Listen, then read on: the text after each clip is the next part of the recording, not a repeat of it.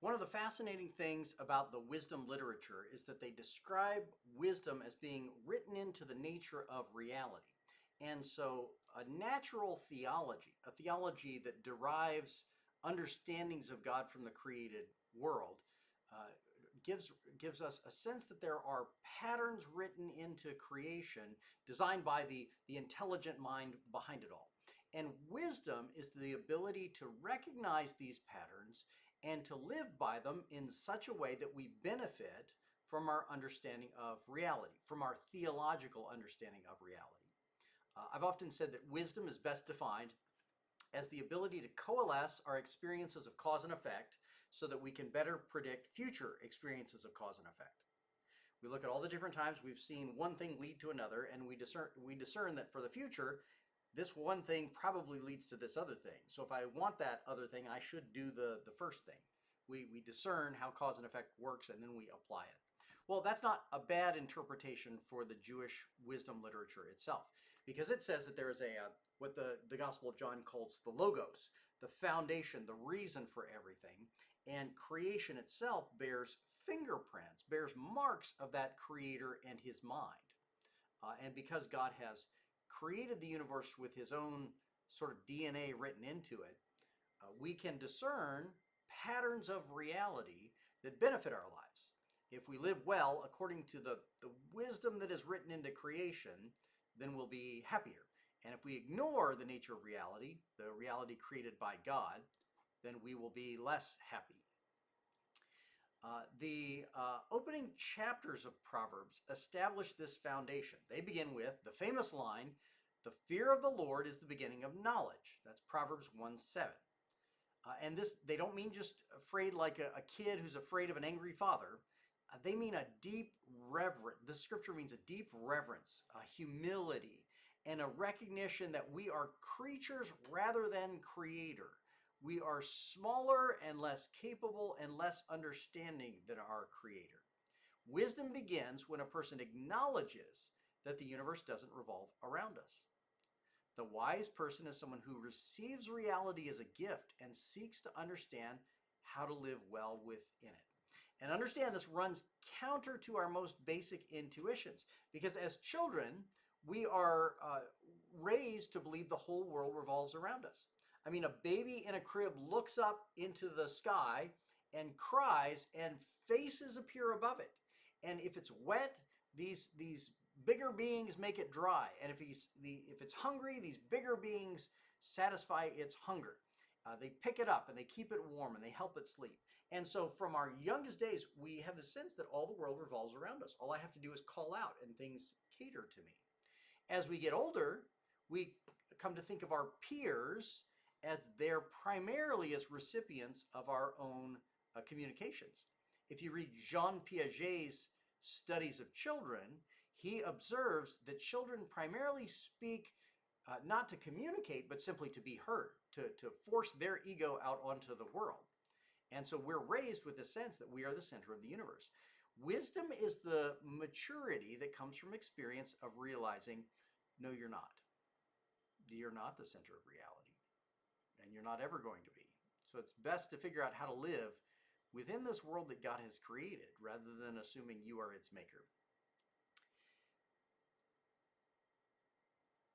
One of the most remarkable passages in Proverbs is the personification of wisdom in chapter 8, when it's given a voice, when it's made a person. Wisdom speaks as one who was present with God before the creation of the world. It says in chapter 8, "When he established the heavens, I was there. When he marked out the foundations of the earth, then I was beside him like a master worker." This poetic image suggests that wisdom is not an afterthought added to creation, but part of the weaving of creation itself. The universe has an intelligible structure because it reflects the wisdom of God. And the human search for wisdom is therefore not an attempt to impose meaning onto a meaningless world. It is an attempt to discover the meaning already present, because the world comes from God. There's an Old Testament scholar named Gerhard von Rad, who argued that wisdom literature represents Israel's reflection on the order of creation. Unlike the prophetic tradition, which often begins with God's historical acts, wisdom begins with observation of the world itself. As I said, theologians call this natural theology. The wise person pays attention. Just like a farmer watches the seasons and figures out when to plant crops, or parents who are astute observe their children's behavior and figure out how to parent them well. The teacher observes consequences of choices, and wisdom grows through a disciplined attentiveness to the world that God has made. This helps us understand why the wisdom literature is so deeply concerned with ordinary, everyday life. Proverbs talks about speech and work and friendship and money and marriage and justice and human desire. And these may seem less dramatic than the great moments in salvation history, like when the Red Sea parts and the Israelites go through on dry land. But wisdom recognizes that faithfulness is lived in ordinary decisions. The question is not simply whether someone believes in God. The question is whether someone has learned to inhabit God's creation wisely. The book of Job then expands this vision by showing that creation is ordered but not always easily understood. Job 28, for instance, offers one of the most profound reflections on wisdom in the scripture. Humanity searches the earth for precious things, like mining the depths of the earth to uncover hidden treasures. But true wisdom cannot be extracted through human effort alone. After asking where wisdom is found, the text declares, quote, "The fear of the Lord, that is wisdom, and to shun evil is understanding." Job 28:28. Wisdom is not the same as mastery. Human beings can discover many things about the world, but they can't place themselves above the mystery of creation. The wise person is not the one who knows everything, but the one who knows his or her proper place within God's world. And that theme then appears throughout the Jewish wisdom literature. Wisdom requires both confidence and humility. The world is meaningful because God created it, but the world remains larger than human understanding. So creation reveals God's wisdom, but it also points itself to the Creator. This vision of wisdom has profound implications for Christian theology.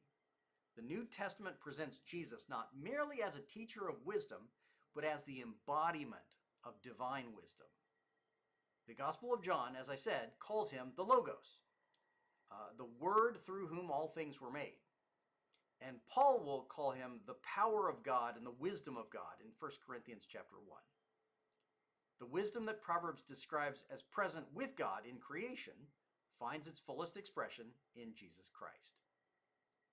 The wisdom tradition therefore begins with a simple but revolutionary claim: reality is not something we create, it's something we receive. Wisdom is the lifelong process of learning to see the world as God sees it, and to live within the order and beauty and mystery of all creation. The wisdom literature is fascinating and powerful and beautiful. A simple first pass over it will not reveal to you what it's all about. It's when we really meditate on the wisdom literature, when we really marinate in it, that we come to understand how profound it is. So I commend ongoing reading of the wisdom literature to you. Blessings on your study.